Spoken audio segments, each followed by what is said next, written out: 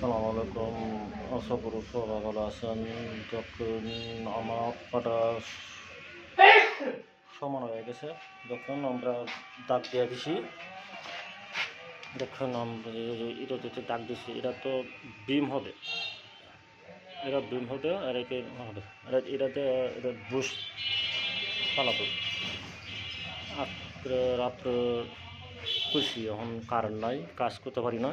দেখুন যখন এই যে বডিটা দেখুন আমার কত বডি ভালো, অ্যালুমিনিয়াম বডি। দেখুন দাগ দিয়ে দিলাম, কারেন্ট চলে গেছে তাই দাগ দিতে পারি না। দেখুন